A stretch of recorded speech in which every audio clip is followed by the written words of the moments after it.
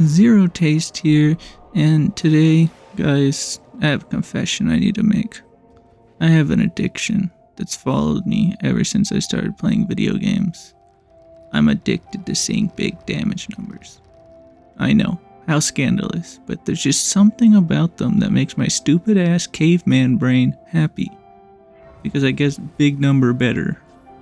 And in Elden Ring, I enjoy just beating down on these giant bosses with my huge sword, and it's just kind of cathartic. But I mean, that's the problem. Towards the beginning of the game, you don't get to see big damage numbers because your weapons aren't that powerful because you haven't upgraded them at all.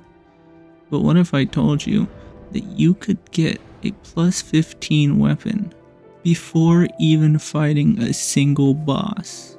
And that's what we're going to be doing today, as I show you how to get a plus 15 weapon without beating a single boss. So the beginning is pretty basic. We're going to head to one of the specific sites of grace that you can meet Melina at, and then talk to her.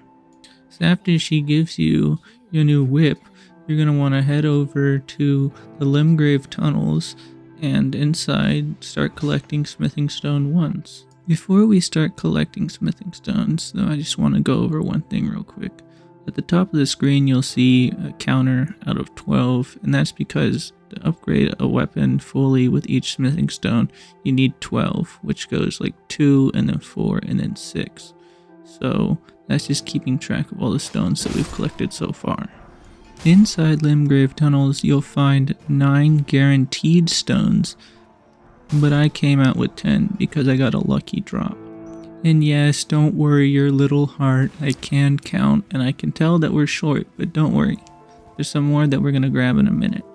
But before we do that, we're going to head over to the Mistwood Ruins and grab our first smithing stone too.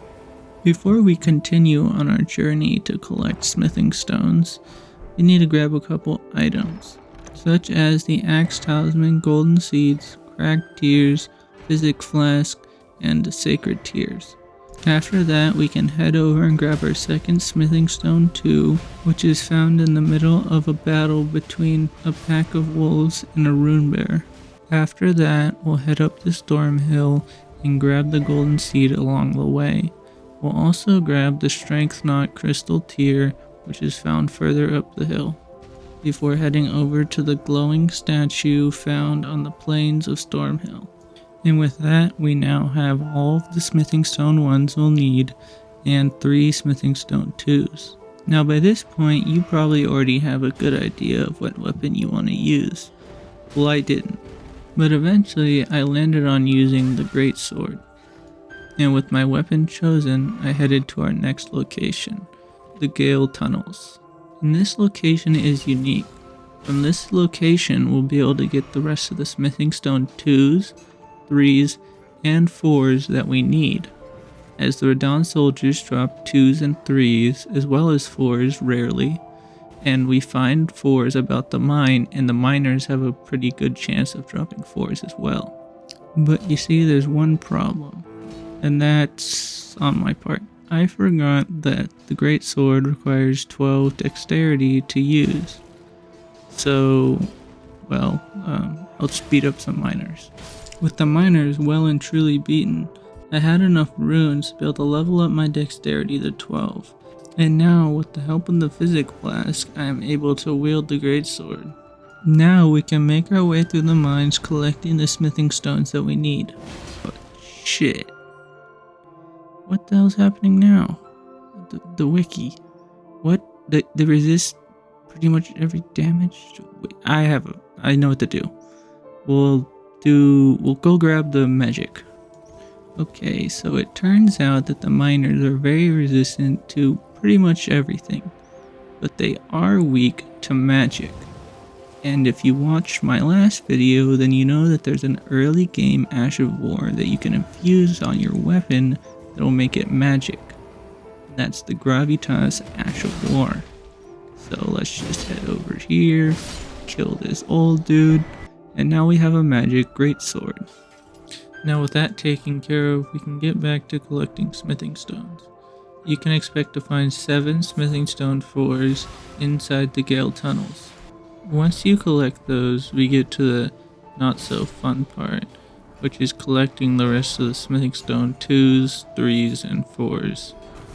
And, well, there just really isn't much for me to say over this footage, other than it took me around an hour to an hour and a half to collect all of the stones.